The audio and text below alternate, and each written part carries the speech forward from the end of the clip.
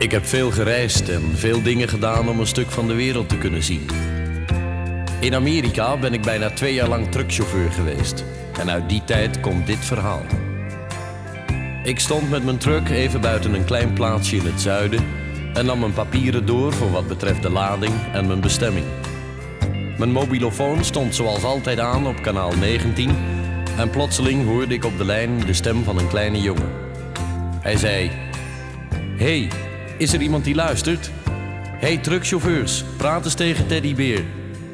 Ik drukte mijn knop in en zei: "Je hebt er eentje, Teddybeer." En de stem van de jongen kwam weer in de lucht.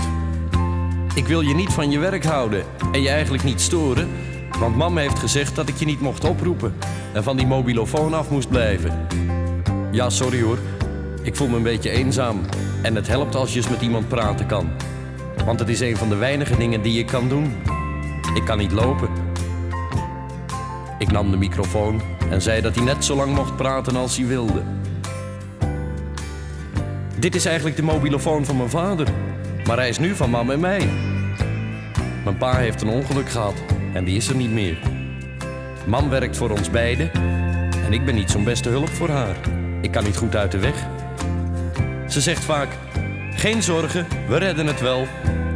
Maar soms hoor ik haar 's avonds laat in bed huilen. Jullie hebben het druk, maar er is maar één ding dat ik graag zou willen. Omdat mijn vader me wel eens meenam op een rit. Maar dat kan nu niet meer." Niet één chauffeur kwam op het radiokanaal zolang die jongen met me in gesprek was. Ik kreeg medelijden met hem, want ik dacht aan mijn eigen knul thuis. Mijn pa zei indertijd: "Eens zal deze truck voor jou zijn, Teddy." Maar ik zou toch nooit in een 18-wieler kunnen rijden. Gelukkig zorgt deze oude zendontvanger nog voor een beetje verbinding met al mijn vrienden in de trucks.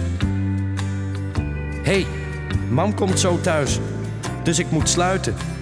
Maar toeter eens als je langs rijdt, dan weet ik dat jij het bent. En dan kom ik wel weer eens op de lijn."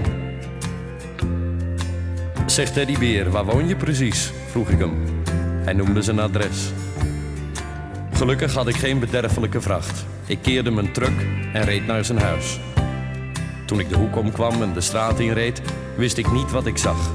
Een stuk of 12 enorme trucks stonden in kolonnen geparkeerd. Alle chauffeurs uit de omtrek hadden de oproep van Teddybeer gehoord en bezorgden hem nu een waar feest. Ze tilden hem van de ene truck in de andere en overal mocht hij even achter het stuur in de cabine. Als laatste zat hij in mijn truck en daarna zette ik hem in zijn stoel terug. Als ik ooit geluk heb gezien, geluk zoals ik nooit in mijn leven weer zal zien, dan was het dit keer het geluk in het gezicht van die knul.